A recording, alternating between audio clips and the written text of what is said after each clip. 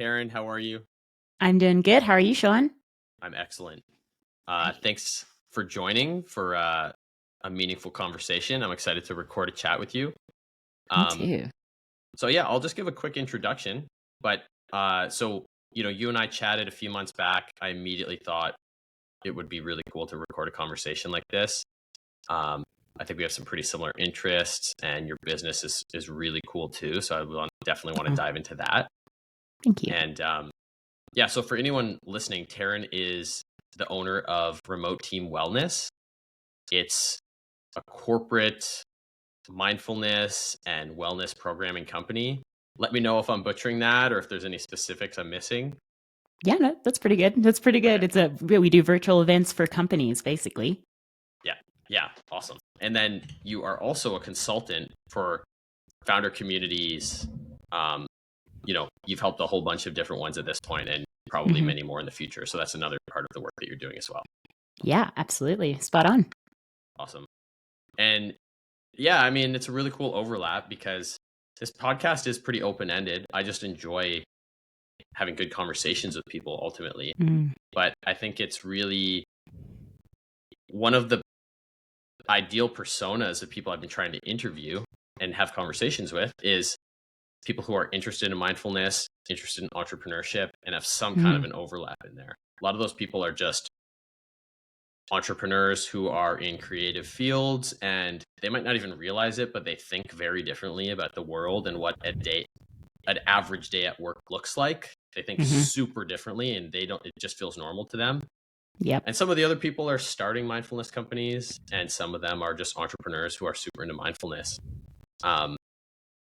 To some level, I think there's a ton of overlap between all of these, especially with the mindset that you really have to maintain. Maybe maintain isn't the best word, but cultivate and take care of yourself to be able to do things that are so uncertain and that are pretty demanding. You have to be at your best to be able to handle that. And also really excited because, the Mindful Steward is a project where we do corporate mindfulness stuff. This project launched for me. I'm not doing that part of the business anymore, but this project launched for me because I've always thought that it was really important to teach people about this stuff and to make it mainstream. Because, 10 years ago when I started getting interested into it, it's not that it was woo-woo, but it wasn't something that made people feel comfortable. And totally, there is a lot of woo-woo. There's like I just went to a meditation community here in Vancouver, or here in North Vancouver, just the other day with a friend of mine. And it's not woo-woo, but it's like from the Shambhala Center for Meditation. And you go there and it's people who are a lot older, and they're like students of Buddhist philosophy and that side of meditation. And it's not woo-woo, but you get everyday type A people in that room, and they don't necessarily feel like they fit in. You can say that again. Yeah. And then same with the woo-woo crowd, which I have absolutely nothing wrong with that.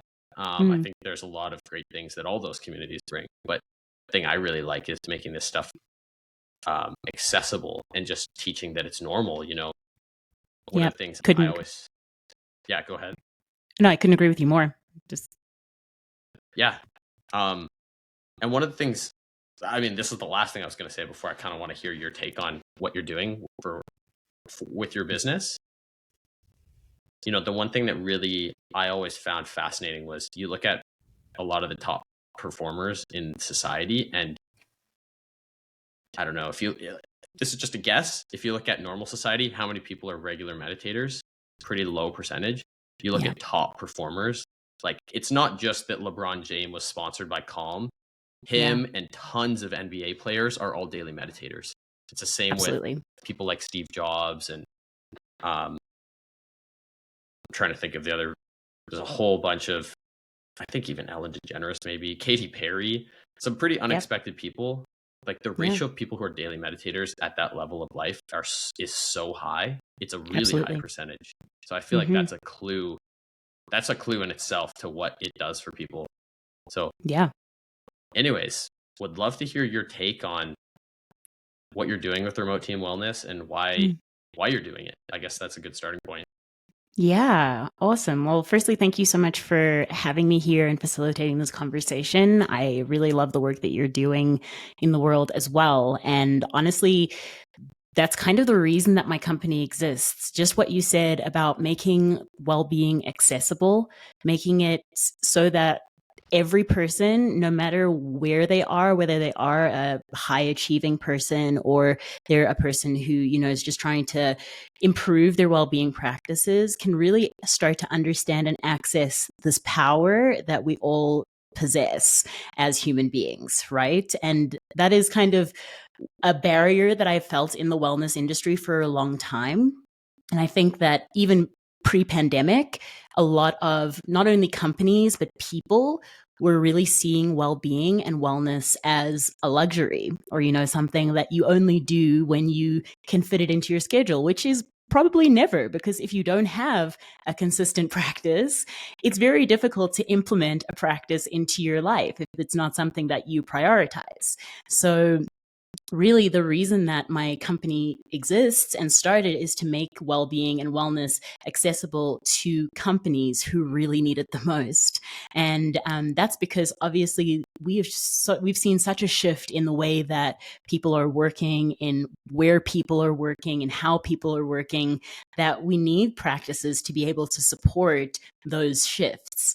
And I feel as though wellness and well-being is something that has been kind of pushed to the side for long enough, and then having a global unprecedented health crisis probably put it at the forefront of a lot of our attention. So that's really where the idea for my company came from. It was really to help to calm my clients that I wasn't able to go and visit in person anymore, and to give them practices and different well-being activities that could help to unite their remote teams, and that's where my company's name came from Remote Team Wellness. So really looking at how we can bridge those gaps and those divides, because not only is remote work becoming such a huge proponent of how we're working, but also the kind of loneliness epidemic is creeping up day by day. And that's really why I do the work that I do as well, because in these practices and in these different types of modalities, there is an automatic community that kind of comes plugged into those practices, right? So just like you were saying, like maybe there are people who are a little bit more trained in the traditional Buddhist traditions, and those people have that community because that's what they believe, and that's what they come together to do. The people who don't necessarily have that same level of understanding or awareness of the practices still deserve to have that same level of community and connect with people who are also interested in improving their well-being, interested in increasing and expanding their knowledge of health and well-being. And I think that's also a very exciting opportunity that's sitting in front of us, because health has been so mismanaged, and we've had this situation over the last however many years where our health has almost been outsourced, and we've almost been taught to outsource our, the way that we see our health and well-being. We have to go to the doctor. We have to go and get a diagnosis. We have to go and get a prescription. It's always external to us and always looking to someone else for answers. But I think what these practices do, especially practices like mindfulness and meditation, it really helps to show you and to give you a different awareness of where you're at and check in with yourself to be able to then, take the steps required in order to help yourself, whether that is, then seeking an external source or external doctor. I'm not saying that you shouldn't go to the doctor or anything like that. Obviously, Western medicine has its place and it's very important, but it's not the only port of call. It's not the only answer. And I think that's the really exciting opportunity that we're all faced with at this point, because we are being given the opportunity to take our health and our well-being back into our own hands and take responsibility for that. So that's pretty much why my company exists. It's why we do what we do. We started working mostly with remote teams and corporate teams, but now are branching a little bit more into founder well-being and like working with the C-suite and executive leadership. Because one thing I realized after 5 years of working with these large enterprise clients is if the founder is not well, if the person at the top of the chain is, in their own way kind of unhealthy, that's going to trickle down. It all comes from the top. And so really being able to improve the well-being of the people who are leading these companies is a huge goal of mine moving forward. That's awesome. Yeah, I can resonate with that a lot. I think people in the C-suite experience a ton of stress and pressure. 100%. One of the things that I think mindfulness does that is so good is it reminds you that, or it teaches you over time, of course, that the stress is optional. I think that's one thing that you can do the things and be productive, but you don't have to feel the stress while you do it. You can just go, this is my life and this is what I have to do today. And it doesn't have to mean anything. It doesn't have to be built up to be more than it is. And this stress is an optional aspect of it. I mean, there's so many ways you can approach it, but I feel like the C-suite thing is huge because that trickles down on the entire culture of the company. Absolutely. As for the health stuff, when you say taking back control of your health, I'm curious to hear just what that means for you, because I think there's so many different ways you can look at it. Like even one thing I would teach when I was teaching them the corporate meditation workshops is kind of the science of stress management and how it extends to meditation.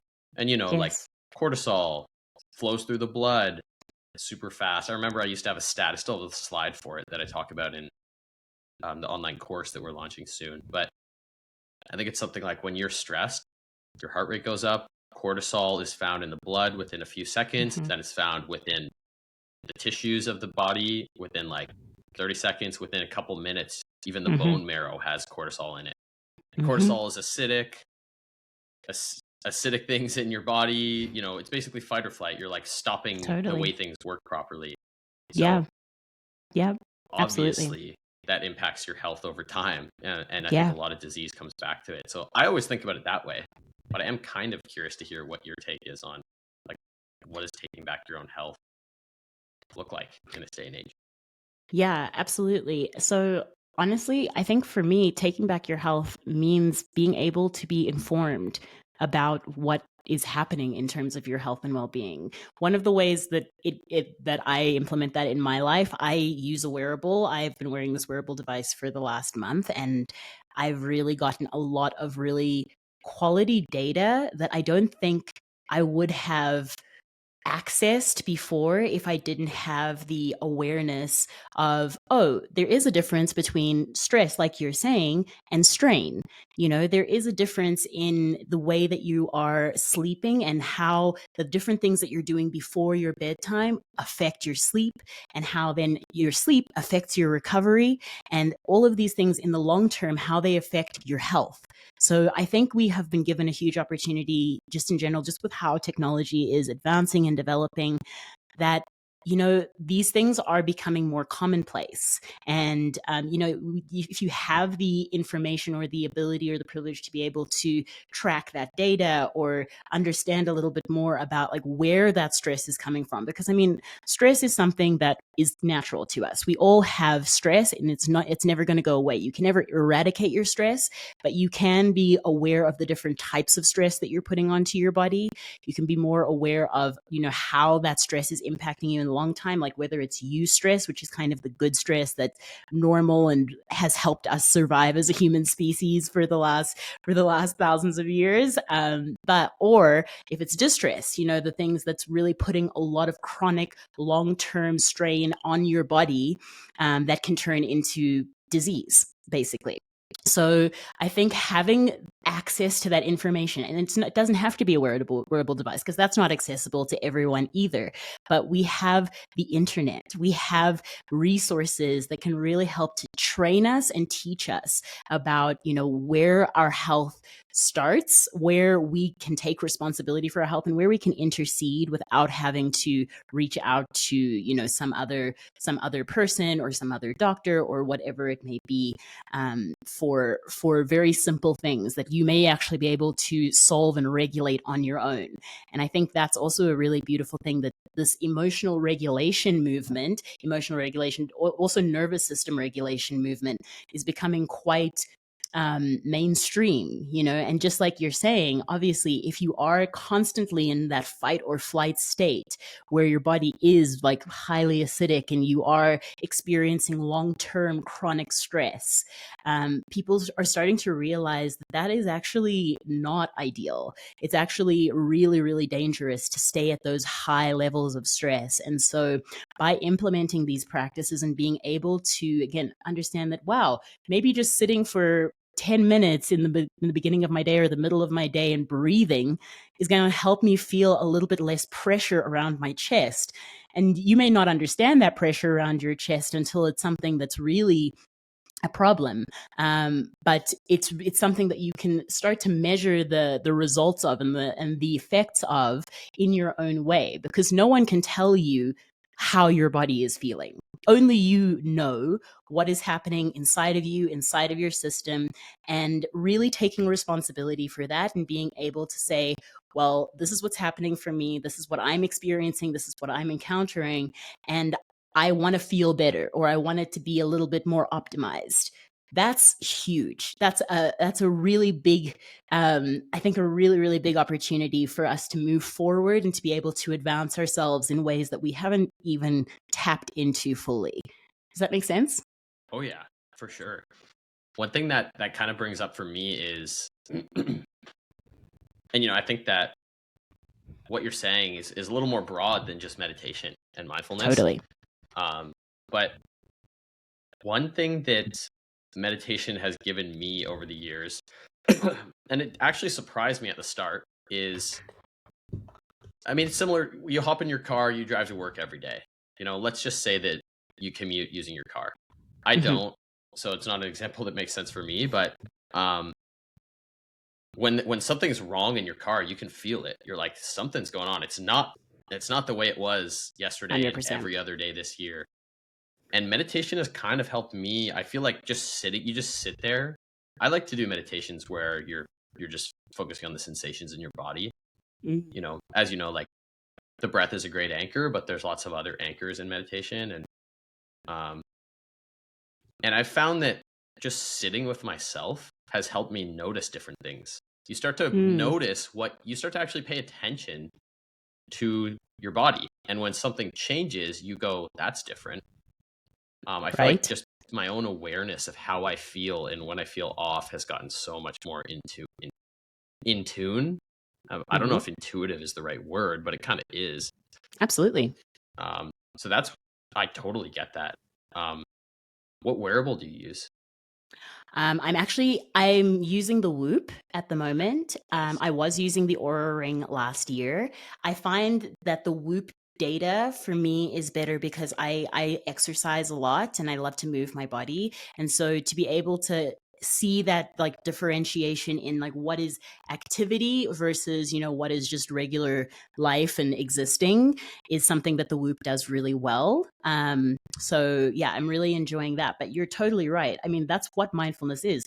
Being mindful means being aware of what's happening in your body, what's happening inside of yourself, to be able to respond to those challenges, to be able to respond to that. But if you don't take that time to check in with yourself, if you are constantly avoiding the signals that your body is sending you, your body is sending you signals every single day, every single moment, whether you have like a little tinge in your shoulder, a little headache, maybe your mouth is a little bit dry, maybe you feel a little bit tired or a little bit fatigued. Those are all messages from your body telling you what it needs. And the more we can tap into that and listen to those whispers, I had a mentor once say to me, if you listen to your body when it whispers, you're never going to have to hear it scream.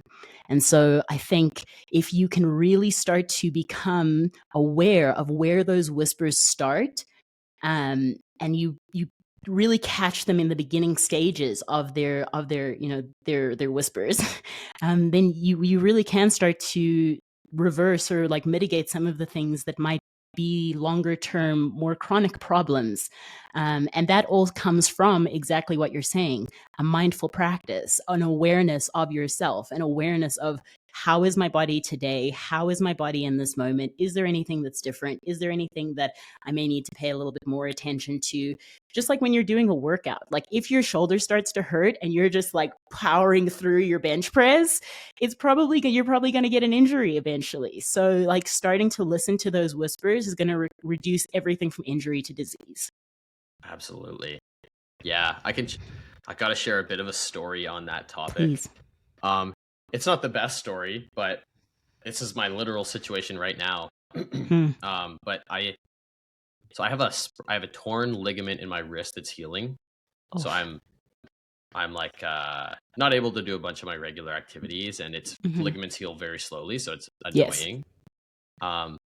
I also tore my ACL and meniscus a long time ago in my left knee, and over the last few, I used to be a competitive snowboarder a long time ago, and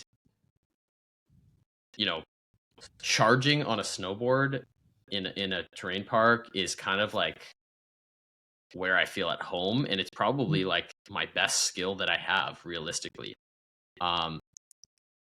There's nothing else in my life that I had dedicated to my life to in that respect, the way that I did. So, that is a really fun thing for me when I get to ride like that. I felt like, and over the last few years, I've had meniscus issues again, just creeping up. And the thing is, every year they got a little bit more severe, but I couldn't bring myself to listen to the signs that like my wrist hurts or these are all injuries that have just been like slowly getting worse until they hit a breaking point. And it's definitely not easy to step back from things like that when you're like, this is what I love doing. But I know that exact feeling of like, I'm starting to think a little bit differently where I am this current year, where I'm like, do I want to be able to do all the other things I like doing in a few years? I don't want to be like needing a knee replacement in like my mid 30s. So maybe I need to just kind of like listen to the signs a bit and just accept. And again, that kind of comes back to this whole thing around mindfulness, just like the way things are, and I can't control that. And it's just where I am at this point. But the signs, I ignore them because I don't want to stop doing the thing that I want to do. But it probably would have been a lot smarter to ignore them back then than to ignore them now. It's almost too late. But hindsight's 2020. Exactly right. Life is full of lessons, and I'll still be able to do. I still snowboard and stuff. I just have limitations to what I can push myself to do on a given day. Got you. Yeah. And I mean, I guess that's where the more, restorative practices that often I know as a competitive dancer myself, like I always used to kind of poo-poo the yin yogas and the restorative Pilates and all of these things that seem so easy, and then when I also had a really significant injury that took me to a place of having to like kind of retrain my body to not only like dance again, but to walk again. That really put me into a place of being like, well, this is something that I have to pay more attention to. The recovery is just as important as the training. How you're allowing your body and yourself to heal from injuries, how you're allowing yourself to, just integrate that recovery into your routine is just as important as the training, the performance, the execution itself, if not more. To be completely honest, because I think I've spent so much more time with recovery and restorative practices than I have actually doing the thing that I do, which is dancing. So, and I find that so fascinating, and that's really been a journey for me too, to shift my mindset from enforcing my will on my body all the time and forcing myself to do it and push through and just go and hustle and grind and all of these things that we are constantly trained around in our society, that we just have to keep moving until we burn out. And that's why burnout has become such a huge topic and problem, because we have this ingrained mindset that you just have to keep going, keep pushing, don't worry about it, don't listen to this, don't listen to the signals, like just keep moving forward.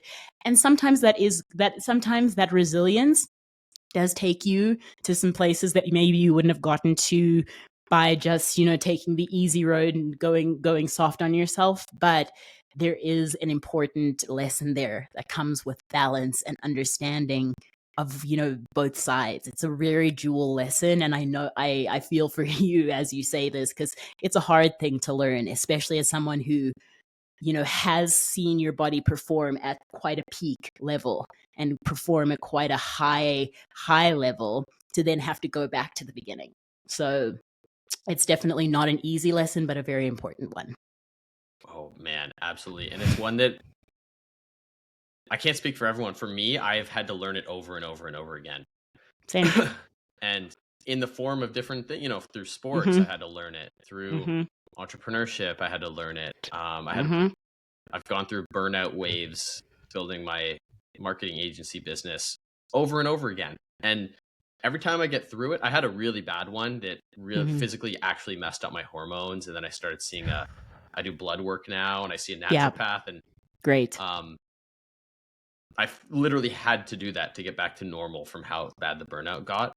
But the lessons I've learned, that was a big one for me. I think the lesson I learned there was that it's not all mental. It's not just, I don't know if you've heard of David Goggins, that one. Crazy. Yeah.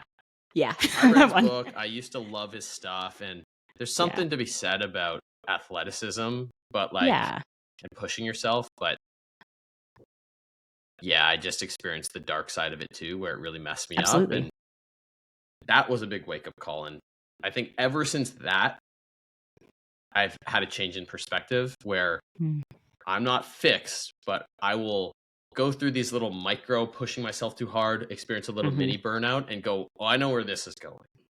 And totally. That I want to do this long term. I don't want to do this short term. And the long term game is being in healthy shape next year and the year after and the year after, mentally, physically, but also excitement. Like, you're going to lose your excitement. It's not going to be fun anymore at a certain point. Absolutely. And I know that with doing this stuff in the corporate world, I'm sure you see a lot of that. I know you're in San Francisco area. I'm moving back to the Bay in May, but I'm in Mexico City. I've been in Mexico for the last 4 years. Okay, I remember that. Yeah, so you've been there for a while, working remotely from there mostly, and heading back to San Francisco soon. Yeah, definitely. I almost feel like it's a great place to be in this space because people are open-minded about change in the future. They also happen to be like the epicenter of working all the time and hustling and productivity, which has allowed amazing things to come out of Silicon Valley. But it also, I'm sure there's obviously downstream effects of all of that too. Yeah, of course. I mean, I had a conversation with the founder the other day who's doing $10 million a year in revenue, and was basically like, I have absolutely no relationship with my family or my friends, and I really have not taken care of my health or wellness for the last 10 years. And that's a huge problem. So no matter what goal you think you want to get to, you have to include your health in that goal, because it really feels fruitless without it. And this person that was speaking to me confided some things that felt like he was actually not really getting to enjoy where he was at, or the success that he's had, or the massive impact that he's having on his clients, because all of these other things are just so forgotten and like have fallen by the wayside. And he's not actually getting the full benefit of what that lifestyle really can bring you, because he hasn't taken care of his health. So it's so important. And yeah, I'm really excited to be in a place like San Francisco because, yes, while there is that very ingrained hustle culture mentality, I think that being able to be around those people who are wanting to impact the future, not only of like, the United States, but the world, because a lot of people who move to Silicon Valley are in that mindset of like, I want to create something that changes the world. Tony Robbins has this amazing quote that proximity is power. So to be able to be close to those people, to be able to impact those people, to work with their teams, to work with them one-on-one is something that I'm really excited about. That's amazing. So, when it comes to your business, I definitely want to talk about the loneliness epidemic in a bit, and and community and how that all fits in. And could have segued on the topic of that founder right into that, but your business is really interesting and it's doing super well and it has a pretty cool story. So I am curious to hear. I know you've done really good SEO work to get up there, but I'm kind of curious to hear a bit more about the backstory on your business and kind of how you've been able to get to this stage of it all. Like just even whether it's like a broad story or even like technical things where you're like, we started making these changes and they kind of had interesting outputs. Yeah, absolutely. Super happy to share. And honestly, my business is a result of the pandemic. It started because right before the pandemic, I was getting into this very exciting consulting niche where I was working with hotels and resorts and helping them to build out guest wellness programming. So wellness has been a very big part of my career journey up until that point. But I hadn't quite taken it to that next level where I found the offer that was right. And as I was refining that offer for the hotel and resort space, travel industry didn't do too well during the pandemic. So I had to find a new way to bring those things that I was passionate about in terms of guest wellness programming to the clients that now didn't have anything. They didn't have guests. They didn't have anything, but what they did have were teams. And they did have teams of people who were confused, who were scared, and who needed a little bit more than like a cessation program or a step challenge. These are the things that were most commonplace in corporate wellness before. So those were the only kinds of benefits. You maybe had an EAP that had some really old school images of maybe some activities that you could do in the gym. I've seen some really shocking EAPs that companies are paying sometimes millions of dollars for. And that none of that was really supportive in terms of having, what happened with the pandemic and having everyone relegated to working from home, which, a lot of companies weren't really ready for. So that's how my company came to be. And it really actually started because I got separated from my partner at the time, but now my husband. We were in separate countries, and it got really depressing just trying to figure out ways to reunite and see each other. So we decided to do something more productive by starting a business together. And it all came from me leading him on a few meditation sessions and seeing how that impacted his stress levels and how that impacted his workday and his flow. And then realizing that this was a huge opportunity to start to bring those wellness practices that I loved to be able to facilitate and work with practitioners around in person to the virtual space. So that's how the company got its start. And honestly, I couldn't have asked for a better partner because my partner is a marketing expert, like really, really great with SEO, really great with, placing the company in the places where the people who needed it, which are our clients, could find it. And that came from, a whole lot of different things, like different ways to interact. And there are so many opportunities to be able to market yourself in the B2B space, but you just have to know where to look. So that's really how the company kind of got its start. And I started really tweaking and working with the ICP because at first I was just like, everyone needs this, so I'm going to do sessions for absolutely everyone.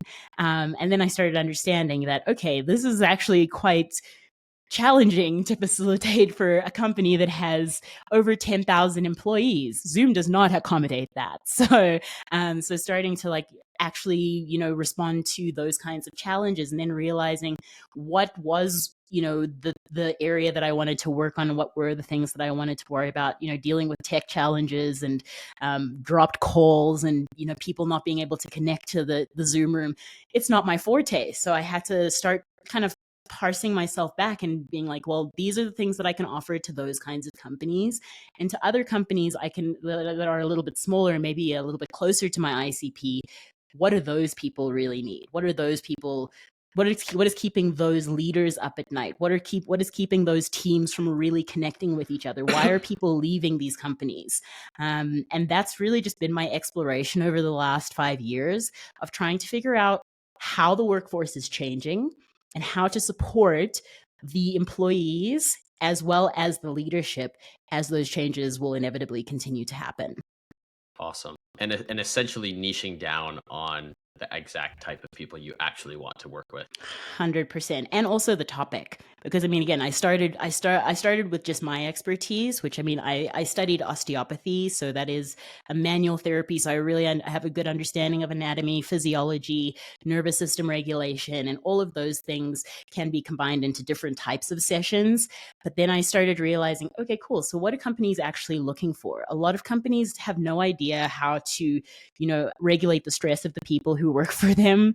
It's still a huge topic. Stress management is one of the biggest problems within the workforce. And that also comes from, again, higher up and the expectations of the company. But then also, things like people not eating properly or not feeding themselves and fueling themselves properly. So feeling that burnout from not having fueled bodies. So nutrition is a huge, huge issue, not only in the corporate space, for adults in general. Because if you're not planning out your meals and planning out how many nutrients you're getting, how many macros you're getting, all of these things, your body's going to take a toll from that too. If you're just eating, like really cheap, crappy foods, it's also going to be impactful for your system. So really trying to think about the things that can really optimize not only how you work, but how you function well as a human being and how you can bring your whole self to work rather than just these disjointed fragments that you're trying to piece together to show up on a Zoom call in the, that may not be your best performance or your peak performance and actually help you get to the places that you're trying to get to in your life. I love that, because that is, I'm not a C-suite person at a big company by any means, but I run my own marketing agency, and it's a small team, but it's an intense role running the entire thing. And yeah, that's harder. It's definitely not easy. And that's my mentality with it, is I don't really want, it's rewarding, it's fun. The upside of the future is it looks good from it, and I don't want to hold back. But I also don't want to burn myself out, like we were saying. But how do I be able to be a bit more resilient? And it's, you just got to keep yourself healthy and take care of yourself, because it does beat you down. It's like being that busy and intense at work on an average day. It is kind of like, I don't know, going for a long run. Like, it does beat you down. So you need to you need to have good recovery.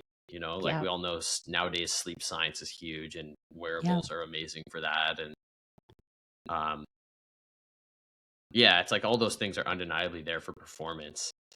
So on the topic of the types of people you're helping, I'm kind of curious, I know the value of this stuff, like, undoubtedly, but I'm a student of it, and I've obsessed over it for a decade.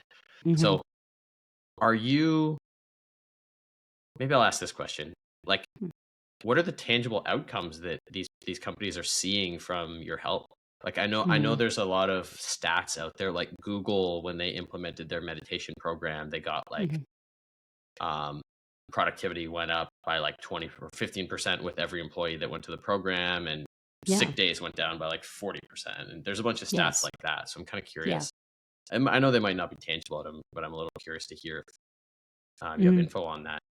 Yeah, absolutely. Absolutely. And I think that's a really interesting thing that you bring up, that particular program for Google, because it is really hard to measure well-being, the overall measure of well-being, because that's different for every single person, and it's different in terms of metrics and like what that actually looks like. In terms of companies and the things that I usually see in companies that I work with, especially companies that do take longer programs, so 6 months or more, and we're doing it regularly for their team knows exactly when to show up, and they have that space already parsed out in their day. What we're seeing is a reduce in people leaving the company. So just like I was saying before, I think one thing that has really shifted with remote work is the fact that now a lot of employees have options and choices and can make very different decisions based on the benefits packages that are being offered in different companies. And if a company says, no, we're going to fire you unless you come back into the office, that employee very easily could say, okay, cool, fire me, and I'm going to go somewhere else that is going to treat me better and have all of these different benefits that I'm actually looking for in terms of my work-life balance. So what I really feel like happened during what we called the Great Resignation was more of a great contemplation of what is my time worth? What am I worth? And, am I willing to sacrifice my health for this job that may not actually, be the be all end all of my life. It may not actually be the thing that elevates me to the next level in my life or my career. So people have had that space. And again, like being able to implement these wellness programs and showing that the company actually cares about their employees by having something like this just already implemented into the workday. So it's not just an app that, they're the company's like, go and use this app. 5 to 15% of people within companies that get, apps and resources like that actually use them. So it's not as effective. Like, yes, it is an amazing practice to be able to meditate every day. But if you're not a daily meditator, how are you going to implement that into your routine? Like realistically, when life comes up, when children and peer like spouses and friends and family and all of these things inevitably come up, how are you going to just throw a new habit in there? It's probably not going to happen.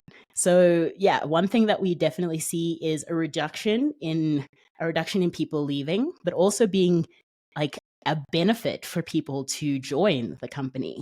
And then a reduction in what is called presenteeism, which is being present, like physically present at work, but not necessarily productive, not actually doing things or engaging with your work. So presenteeism and absenteeism. So obviously like sick days, mental health days, all of those kinds of things. These are the metrics that generally I measure with the sessions that I do for companies. And we also measure this through burnout, basically. So we have a partner that does amazing burnout assessments, resilience assessments, and we do those on a quarterly basis. So we can really track what's happening within the team and how the team is feeling throughout the year. So that's a huge, I think that's also a huge opportunity to be able to get more of that data, but that's generally where we're at in terms of tracking those metrics. That's awesome. I love that because it makes me think of the way you described wearables is the way I've always thought about them too. And to some extent, I know there's some debate around the sleep trackers because then you sometimes obsess over your sleep so much that you get anxiety over, oh, shoot, I had one glass of wine. Now I'm going to have a bad sleep. My metrics are going to suck. But outside of that, even if you apply like a corporate thinking to health, you can't optimize what you can't measure. You're just guessing if you're not measuring it. So it's the same thing with health. And I've found wearable stuff to be super fascinating where like I can physically see that my stress levels are lower on days where I'm on vacation. And you could see a lot of patterns.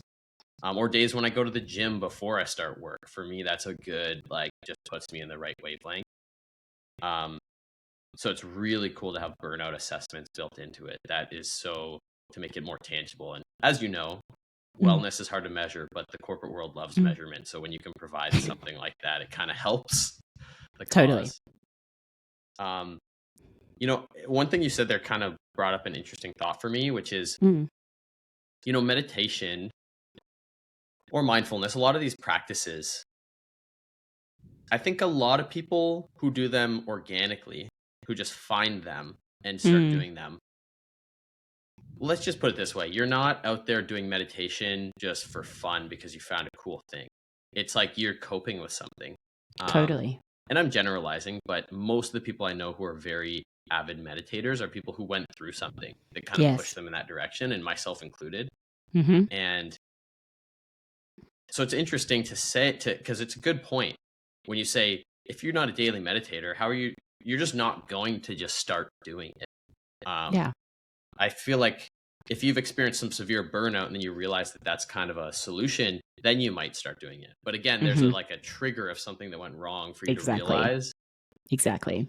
Outside of that, it's like, how do you get, it's maybe the measurement and just the optimization. And if people are type A type people and they just care about that, and once they're Yeah. aware of a lost opportunity, they're not going to let it continue to stay lost.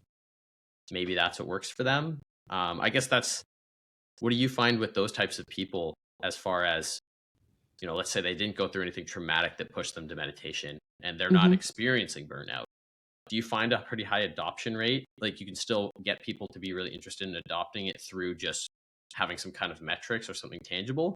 Or do you think that Yeah. those are the people? Yeah. Okay. Yeah. No, I'm sorry to cut you off there, No, but it's all fine. Yeah. yeah, no, I actually completely agree with what you're saying. I think that people who are maybe in the more type A optimizer kind of mindset will probably find that and stumble upon that in their own way and just include it into their routine, because the science is now starting to back it. Like, there are so many studies that have come out to this point that we can't just brush it off as like, oh no, that is what the woo woo people do, and that's just for hippies and just for, I don't know, yoga chicks or whatever people want to say about it. It's literally become such a solid, scientifically backed practice that I think even if a person hasn't been through anything, they may still be curious to try it and see how it works for them.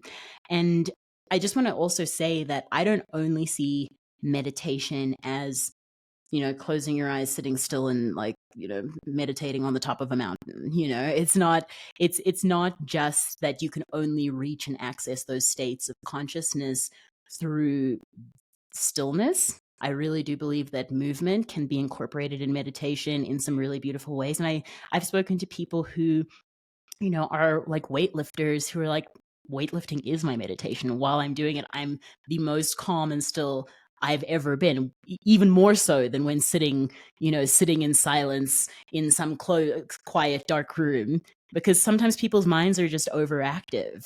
And there are certain things that help to focus and bring you into the moment. And I think all of those practices are meditative practices. Maybe they're not linked to a meditation lineage or a tradition or anything like that, but you are still getting up to and accessing certain states of consciousness through the things that you're doing, if you're doing them with intention, if you're doing them in a way that is mindful, and in a way that like actually takes care of you and takes care of your body, rather than is just like in pushing, grinding kind of mode.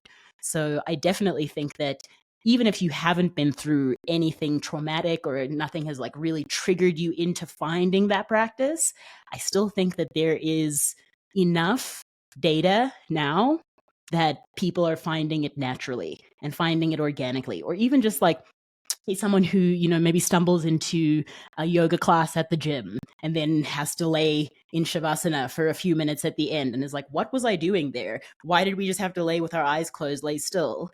But that felt really good. I fell asleep. That person might be like, wow, I've never felt that calm, or I've never felt that sensation in my life. And that could trigger you into a completely different path, or maybe trigger you down the rabbit hole of trying that out and trying to incorporate that into your routine. So I think as it becomes more commonplace, and as more more adoption from different types of modalities start to include it into the practice, I think people will be able to brush up with it and encounter it in a way that may make more sense to them. Because just like your example from the beginning, instead of having like oh, I have to go and sit in a yoga shala and meditate with all of these people who are in the tradition, like the Buddhist tradition. It's like, I mean, I was at a functional workout class where we did these really hardcore like ropes workouts and all of these different things, and then at the end they turned all the lights off and they were like, lay down. So it's just really cool to see how that consciousness is starting to seep into other practices and other parts of the world, and other parts of like working out and moving your body, and also just like mindfulness in general. So I definitely think that there's a place for everything. That's awesome. Yeah, I love that. I think we talked about this when we chatted last time, but I think this is an accessible thing that anyone can do. You don't need anything. Maybe earplugs as just something to assist you, yes. But you don't even need that. And there's not many things in life that match that criteria, and the level of science that's backing it, and it's the science backing it. Like, this isn't just, oh, there's science backing it. It's like people can go and do it, and they physically experience something different. It's not like you need to go, oh, you meditate for 6 months and you'll be healthier. It's like people can notice the difference. So I think it's inevitably going to follow the trajectory of some of the other things that have gone mainstream, like yoga. The yoga at one point in time was not a normal thing to do. There wasn't just a studio in your local neighborhood. That's only in the last couple or few decades that's really happened. So I think meditation is going to inevitably follow that trajectory because of how low the barriers are to doing it. Mm-hmm. I think another thing I think about often, and this is just myself personally, and I think once you start getting down this rabbit hole a bit more, maybe you naturally start to think this way, but stimulation, like overstimulating yourself, like even driving sometimes, to me, I finish a busy day at work where I'm nonstop, go get lunch, like nonstop, and then I hop in my car, and it's like you just turn on a podcast or music because that's an automatic response. You're like, this is what I'm supposed to do in a car. I'm not going to waste my time doing nothing. Yes. But you're not wasting your time doing nothing. No. You're calming yourself down. You're finally bringing your wavelength down, because when you get home, and I'm making this all up, but like when you get home, I'll pretend it's a busy day for me. I get home, my girlfriend goes, hey, I haven't had a chance to take Paco for a dog walk all day. Can you take him? And then you get home, you got to walk your dog, and then you got to go get groceries for dinner. It's like life continues, and those breaks are priceless. They help you be more calm and level-headed. And there's obviously all the downstream benefits of all of that. I think sometimes we overestimate how much entertainment we even need. Like Absolutely. When you're walking down the street, do you really need headphones in, or can you turn that into a moment of mindfulness and just be paying attention to the old guys walking down the street, the old ladies walking around talking to each other, and and just pay attention to that, just notice it, just actually be there in that moment. Like, to me, I've started to love that. I like that way more than the feeling of my brain twisting and turning for no reason because I decided to turn something on. Like, I turn that stuff on at intentional times when I want to consume something. Agreed. I think that's brilliant. That in itself is such a brilliant takeaway for people to really just be more aware of, like, why do you need to consume something right now? Because you're right. We are completely overstimulated, and we are having to process things at such a rapid pace and for so much longer than we ever had to before. If you think of our lives before screens, which I know for some people, it's really hard to think back to that time. Like, what did people are like, what did you actually do? And I know we're literally this year, the generation that is born this year, the beta generation, they're going to be the first generation that has absolutely no awareness of life before the internet and screens and technology and everything. And just even thinking about that is wild, because the amount of processing that you have to do just by, you know, having a cell phone, just by, even if you don't have a cell phone, which, I mean, I don't know how you get through your life if you don't, you know, even just by like turning on a television or walking down the street and seeing as much advertising and things that we're just constantly being bombarded by, all of those are taking up different processing space in your brain. So just like you're saying, if you've spent the whole day, you know, okay, now I have to do like emails and I have to do this meeting with my boss, I have to do this, I have to do this, I have to do this, you're pretty full up in terms of capacity.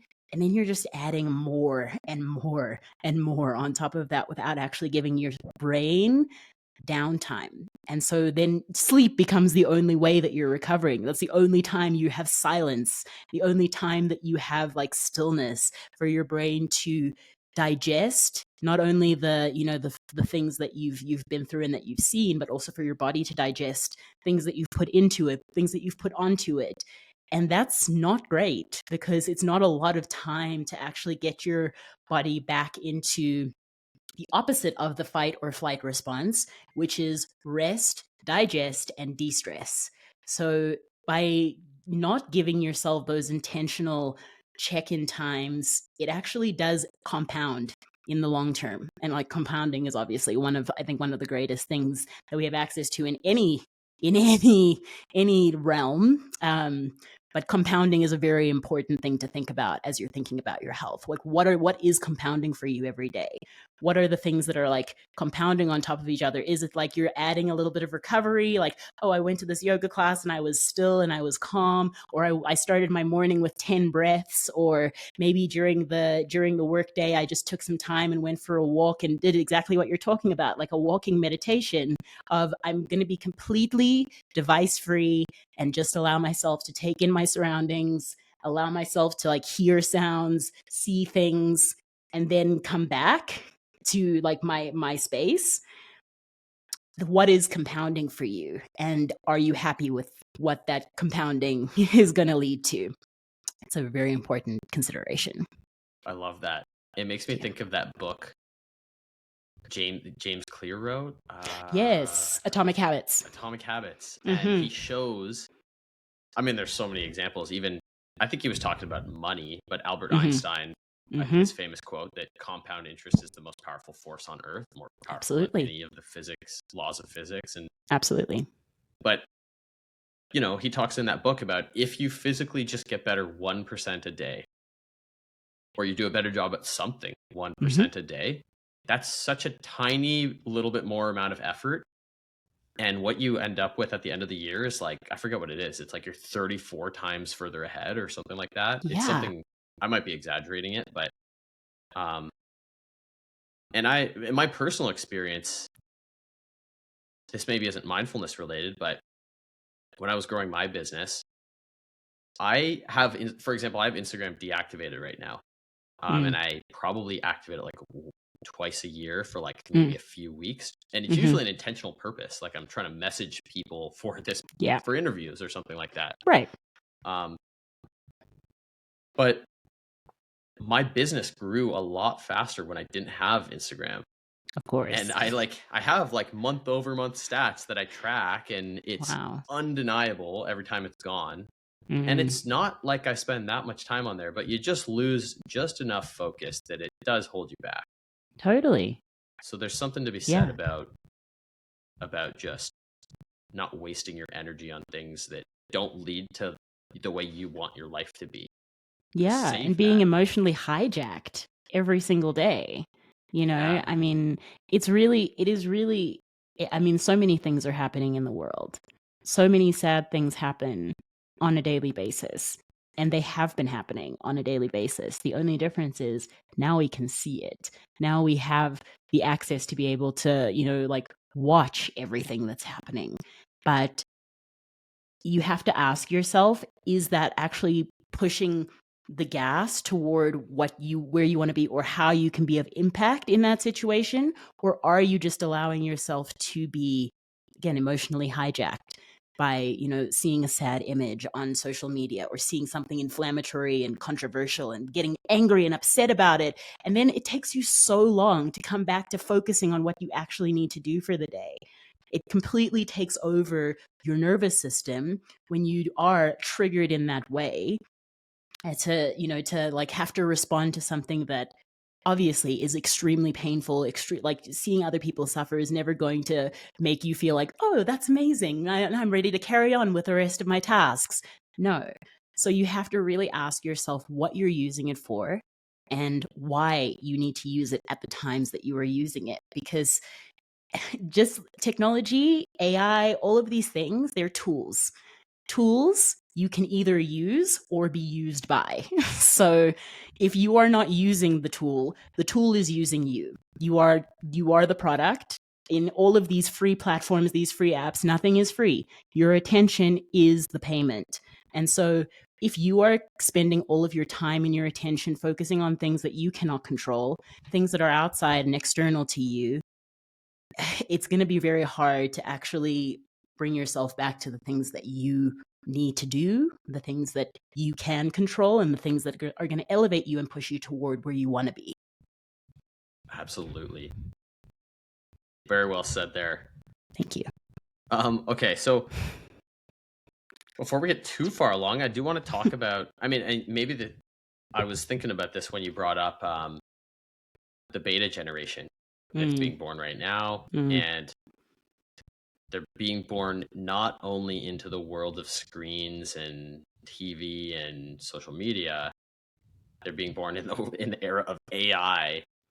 AI is going to be like sophisticated by the time they're even in school, Yeah. And that's wild. One of the things that you and I have talked about that I also think about a lot is the loneliness epidemic, for sure. It's only getting bigger. Yep. I think you brought my awareness to that quite a bit last time we spoke, but we also have more and more technology that's kind of replacing human connection, probably coming our way. Yes. Like here's an example. I have a client who they're developing software using AI for Parkinson's. And it's a good tool, but we were talking about how recently AI was found AI doctors can diagnose conditions better than doctors can, and they can also diagnose it better than doctors combined with AI. Wow. And that's insane. It's creepy and it's insane. And I told him about that. I was like, what does that mean to you, like with your industry? And he goes, yeah, I'm in this industry, but just think about that. That's a world I don't want to live in. Like you go to the doctor and a robot diagnoses you. Yeah. So he's like, we need to create technology that is designed to make the doctor get up to that level. Absolutely. Or at least be near it, because it just needs to be changed the way it's approached. It should be AI that elevates humanity and elevates the human aspect. And anyways, I'm going on a bit of a tangent, slightly off topic at that point. Please. But basically, I just don't see I think the technology is going to continue pushing us towards loneliness. So I agree with you. I think community is massive. I think it's actually going to be almost like, I think a lot of things in society, in humans, unfortunately, push things so far off the edge. And once it's so far off the edge is when we go, oh shit, we pushed it too far. Yep. Like the environment, there's a lot of different things. Oh yeah. And I think that's probably going to happen with loneliness. I think we're going to push it so far, so I am optimistic that we will hit a place where we come back to community. And I think we're going to come to it through AI replacing a bunch of things in society.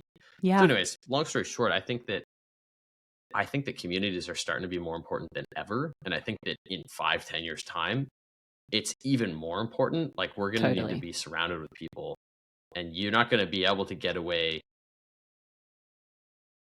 Like maybe people can get away with being lonely for a few decades, just like not hanging out. They go out, they talk to people at the grocery store who they're buying their food from, they go home. What if those start being robots too? Exactly. I don't know. I'm going off here, but I'm curious to hear your take on this. Yeah. I do think it's a super important thing. And I don't know what the future holds, but it kind of freaks me out. And I think that we're going to need to, I think it's like a forward thinking thought that community is going to need to be built up. Absolutely. Absolutely. Honestly, couldn't agree with you more. And you are right. Like those jobs are going to start being replaced more and more by AIs, by technology, by these things that, yes, maybe they are trained to interact with you at a very, robotic level. But really, when it comes to that deep human connection and the human touch and the human knowledge, these are things that we're going to need to start prioritizing more and more. And I think that obviously, like, community, it's a very broad word. It doesn't necessarily just mean like going down to your local community center, because I mean, Lord knows government's been cutting funding for those for the last few years, and they don't really exist. Those spaces aren't necessarily being funded and like upheld in the way that they need to. So being able to find communities in which you are, developing your skills, able to meet people, able to connect with people on a level that makes sense for you, but through something that may be a common interest or like a shared goal or whatever it is, seeking out those communities is something that we're all going to have to start taking more responsibility for. Because as we know, making friends as an adult, it gets harder. You have to change the way that you think about friendship to be able to really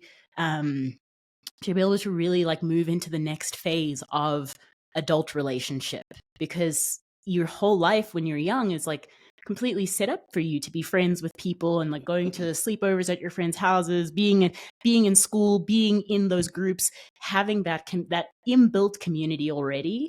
And then you don't have that completely disseminates as you get into the workforce, as you leave school, you leave college and university, and you now have to go and find new ways to connect with people and interact with people. And I mean, obviously there are so many ways to be able to do that, but one thing that is going to help the loneliness epidemic is definitely responsibility for people's loneliness. Like if you are experiencing those feelings, what are some things that you love to do? What are some things that like light you up or that you've always wanted to learn? And trying to find spaces where other people are doing those things. So whether it is like an art class or a dance class, dance is one of the best ways to not only build community, but also to build new neural connections. Like there was an amazing study that came out, I think last week, that dance is literally even better than even better than any kind of workout for increasing your neural capacity. So by getting yourself involved in different things, that's how you start to build community, build relationships, and maybe even like push yourself a little bit out of your comfort zone of just, I'm going to stay at home and watch Netflix and, like order Uber Eats and all of these things. These things are not helping that loneliness epidemic. Even though those things feel nice and comforting, those are things that should be like, oh, I'm going to treat myself because I need to just calm myself down and like I need a little bit of recharge time for myself. It can't be an every single day, every single weekend thing. Being able to put yourself out there and deciding that you are gonna go and network and go and like find people and do things to move your body and move yourself to new spaces is how those communities continue to be built. I watched or I saw I don't remember what company it was from, but at CES, the Consumer Electronics Show in Vegas, that was just a few weeks ago, they debuted the first like real life AI robot. And it was really freaky to like listen to her talk about like how her role is human companionship and fun and all of these things, because it feels so disjointed. But we really, really need to be very conscious that that is what is going to be normal and commonplace in a few short years. Like a lot of people are going to tend toward and go toward those kinds of things because they are looking for connection in some way, just some way to connect with people.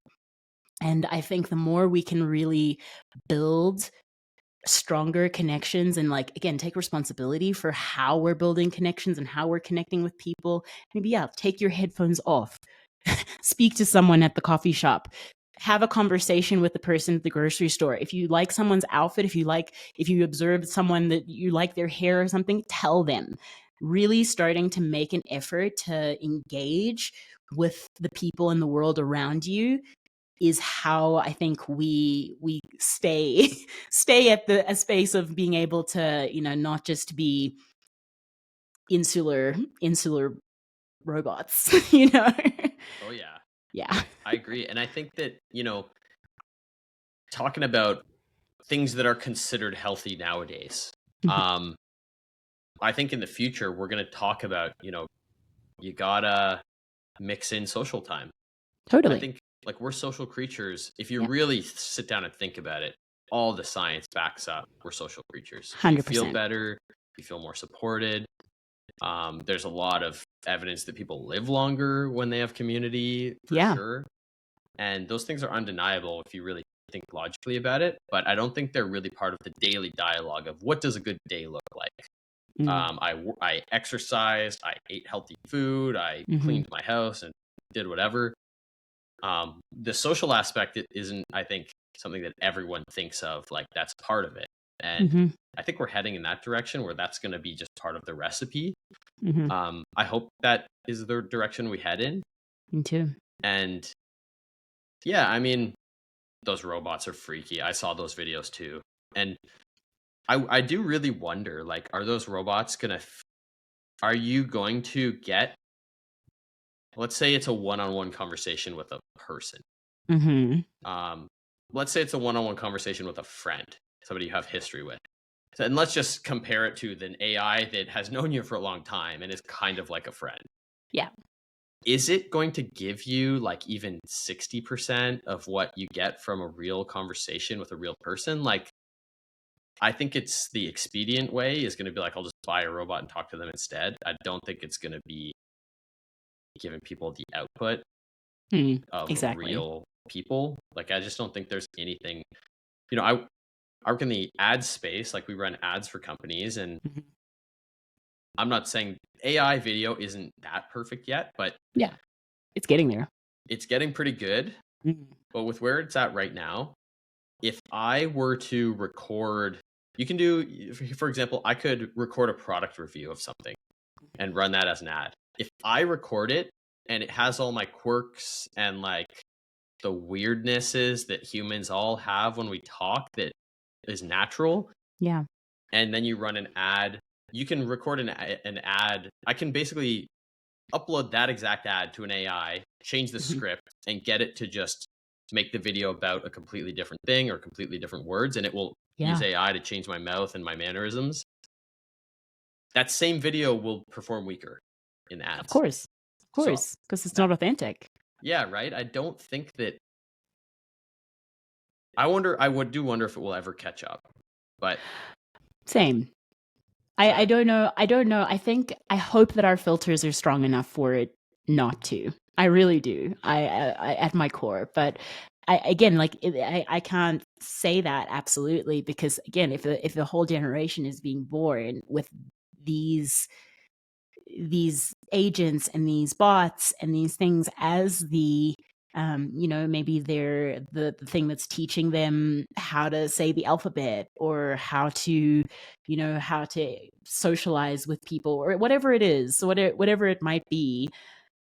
I can't say that maybe people would have that filter. So it that's a good really is point. about, yeah, being able to like get children to understand the importance of being together, socializing, seeing each other in person, being around adults as well. I feel like that is one thing that had the hugest impact on me and who I am today. Is I was raised by older parents who, like, all of their friends had older kids, but I would always be around adults, and my parents spoke to me like I was a little adult. And they always included me in conversations. There was never any like, oh no, like weird little words that they made up to describe body parts or anything like that. It was like, no, this is what it is. This is what life is. This is what we're talking about. And I think that that skill needs to be really cultivated and passed on to the next generation in ways that, again, we all have to take collective responsibility for, because otherwise it does just erase our humanness for being able to, see each other's expressions and understand these micro expressions, these micro things that are happening, body language, all of these different things. Yeah. Yeah, but it's going to be a very interesting new world. One thing I want to say that I actually I got from a brilliant friend who has a book called The Big Power of Tiny Connections. Her name's Jen Nash, and one thing she really purports and recommends is, if you have just a few minutes, send a quick voice note to a friend. I know calls are somewhat taboo in this day and age. Calling someone may take people completely off guard. So even for me, when I receive a phone call, I'm like, oh my goodness, who is this? What do you need? But yeah, to be able to just send a voice note to a friend to catch up with, hey, I just really was thinking about you. You were on my mind, and I would just love to know how you're doing. I want to check in and actually cultivate the relationship.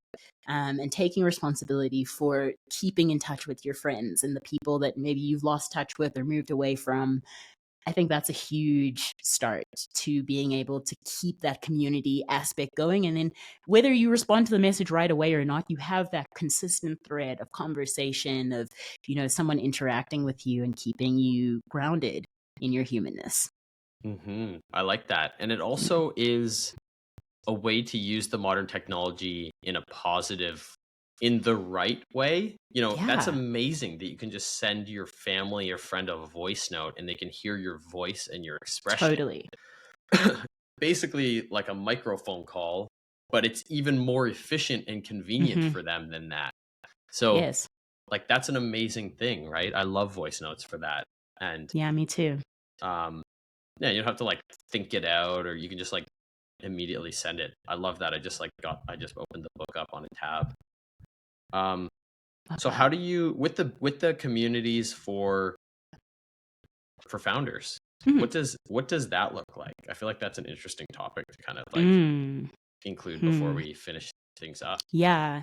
So I've gotten the opportunity to work with some really amazing founder communities, and to just see how, again, because building a business can be extremely lonely, extremely isolating, even more so than people just working remotely in an office, because you're not only just working remotely some of the time, you're also having to manage a team, keep those professional boundaries, be the chief everything officer.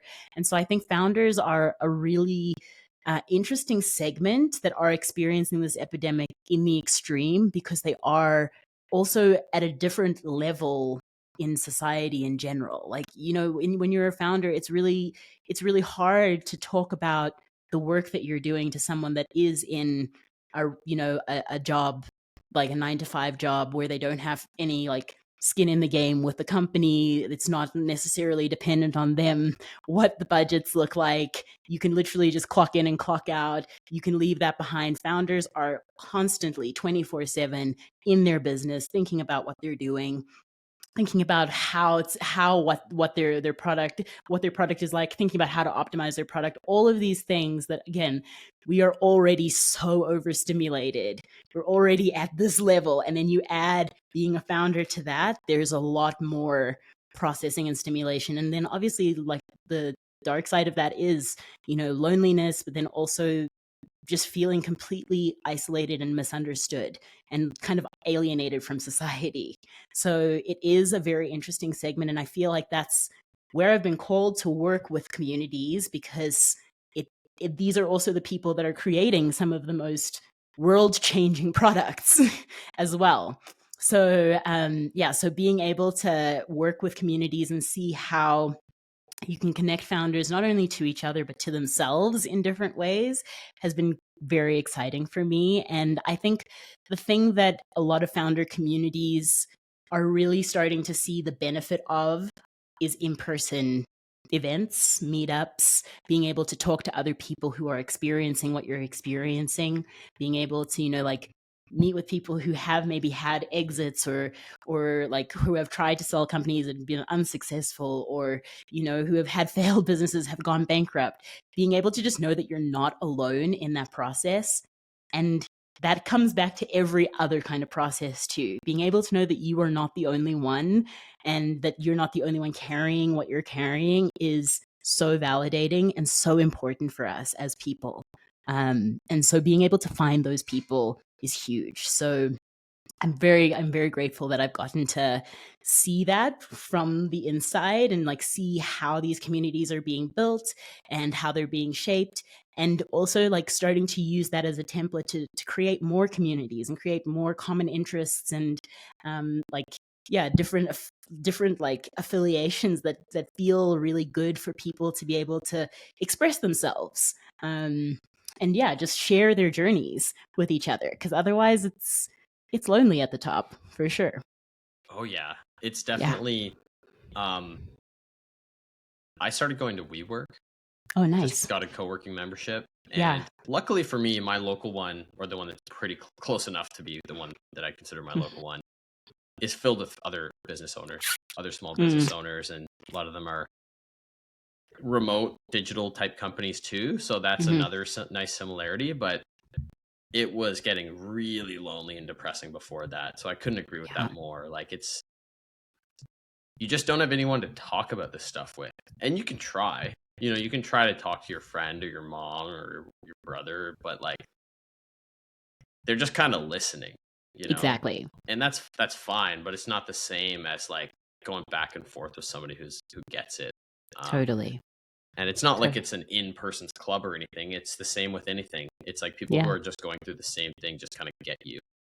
Exactly. And that's priceless. So I love that. Have you Yeah. ever heard of the DC, the Dynamite The Circle? DC? Yeah, the Dynamite Circle. Okay. I haven't. I guess if you're moving to San Francisco, it might not. There's a lot of people in Mexico City from it. It's like a cool digital remote first company entrepreneur community, and they're pretty big.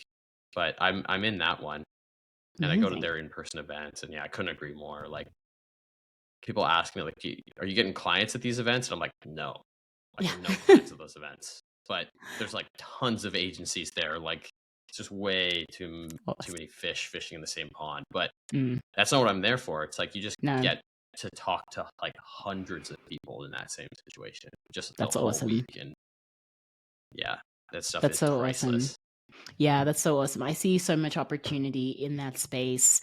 In so many, I mean, like, there are so many different ways to bring those kinds of communities together, whether you choose to do like in-person events or retreats, or like just meetups, even like meetup.com is such an underrated website, because you can literally go and find other people who want to do the thing that you want to do and go and meet with them. And so like, even like at the most basic level, if you have absolutely no one else to speak to, or like find something to do with, that is such an easy way to be like, oh, I kind of want to do like a Tai Chi class. So like, let's go on meetup.com and look for that. Or engaging in different things, like I joined FitPass in my city. It's kind of like ClassPass, but for Mexico. That's been also an amazing way to just be in different environments, working out in different ways. And then also, just as a side effect of that, because I love to exercise, I meet new people because I'm going to different studios all the time. So being able to connect in the ways around things that you love and things that, you're right, you get, rather than just like having a conversation with someone who's like, oh, that's so nice that you're into anime, and someone can actually like go deep with you and talk about all of the characters and like actually like communicate with you. Sometimes that is just a small example of what AI will feel like, speaking to someone who has absolutely no background of what you actually care about, to the level and depth and extent that you care about it. So yeah, there's definitely something to be said. Yeah, exactly right. And to the same taste as, like, I think AI is gonna miss the taste of like, this person, this character is like cool, this person's not, and everyone kind of knows it, but like the AI is not. I don't know. It's just things like Yeah. that are never Well, the going to AI be quite hasn't the same. emotionally connected with it. It's not like, oh, I connect with that character because this happened. Like I lost my father when I was young as well. And so basically, yeah, like it's just a different level of connection. And there are so many levels and ways to connect. And yeah, the more that we can expand that, the better. Mm-hmm.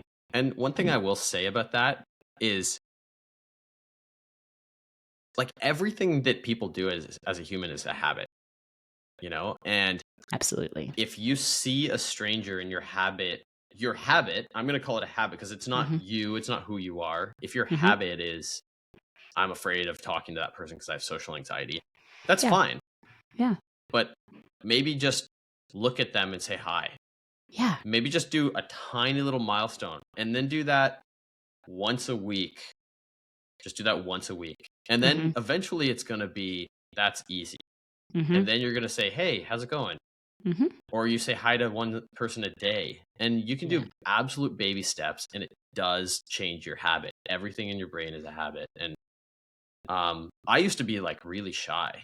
And I Mm. just started doing that when I was younger. Like I just didn't want to be shy anymore when I was like in Awesome. university. And Mm-hmm. that was literally my approach. It's just tiny little baby steps. And over the Love years, that. I've just realized like I actually just love people. I love people and I love chatting. Yeah. So I don't know. It's like to some extent you do got to get uncomfortable. But you can 100%. take baby steps. Like you don't have to like, if you're, I don't know, shy and don't know how to talk to girls or something, you don't have to go and like approach some girl and ask her out on the street who you don't know. Like that's like the ultimate like fear for like a social anxiety guy, you know? Yeah. Like you don't have to go to 100. You can just take No. baby steps and yeah, go to like one class and don't talk to anyone. And then go to another class and say hi to someone. And then go to another Mm-hmm. class and and sit with the group of people who are hanging out thereafter for like a Mm-hmm. minute. And then just say, hey, Mm-hmm. bye. I'm heading home. I think Yes. people really underestimate the power of like tiny little connections. It's like the power of tiny Exactly. connections. I'm literally just Yes. looking at this book as I say that. It's hilarious. Yeah.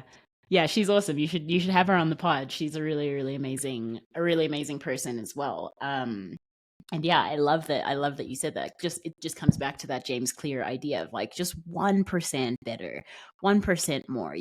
We don't have to, even though we're taught to live in these extremes of like it has to be all or nothing. You can just take one micro step because that consistency will lead you to places that you could never imagine before. And I'll like kind of wrap up with this. I had this mentor that would always say, if you do what you've always done, you'll get what you've always gotten.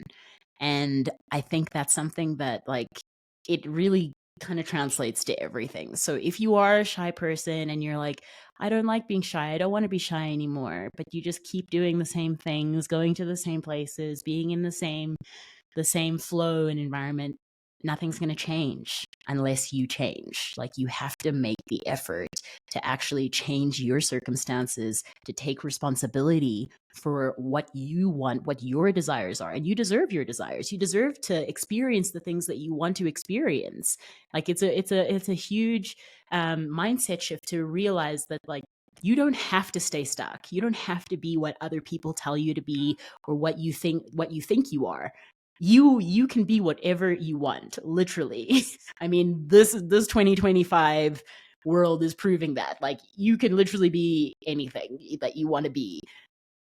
But you have to choose. You have to make conscious choices and actually create the habits that are going to support that and align with that. Like if you just say, "Oh, I want to make a certain amount of money," and you just keep spending your money in really poor ways and not getting financially educated and not putting those habits in place to actually get there. And it doesn't have to be that you like completely overhaul your life, but maybe you just put an hour toward like looking at your credit card statements or an hour toward budgeting or something like that. That's how you improve. You can't, and it comes back to what I said earlier about outsourcing responsibility. You are responsible for you no matter what. No one knows how you feel. No one knows what you want. No one knows what your big dreams are. You are responsible for going toward those things, which means that you have to really take the initiative to start making little steps toward that. I'm not saying big steps, just 1% per day. So that was perfect. That was a great way to wrap it up. Awesome. Well, on that note, I feel like that's a good place to stop it. But Great before we combo. stop, obviously you have a business. Obviously, I know you have some meditations on Insight Timer. So I guess where can people find you if they want to reach out or just kind of follow along?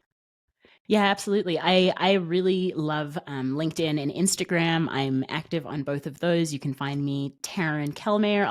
I'll send you links so you can put them in the show notes. But yeah, you can connect with me on Instagram, or if you are a corporation or a founder who does want some kind of coaching for your team or for yourself, then you can connect with me on LinkedIn or at my website, remoteteamwellness.com. And yeah, I've got lots of resources as well online, from meditations to different types of like resources for your well-being. So I will share one with your audience that I'll also give for you to put in the show notes. And yeah, it was just such a pleasure to have this conversation. Thank you for your amazing questions, and also just the amazing way that you're thinking about all of these topics. That again, we need more consciousness around this. We need more conversations around these things. And so I really, really appreciate the space that you're holding for that. Yeah, absolutely. I love this stuff, so I'm passionate about sharing it. Good. So yeah, thanks for Keep joining. sharing. Yeah, this was a great conversation. I really appreciate you taking the time. Thanks. Right back at you, and hope you have a great rest of your evening.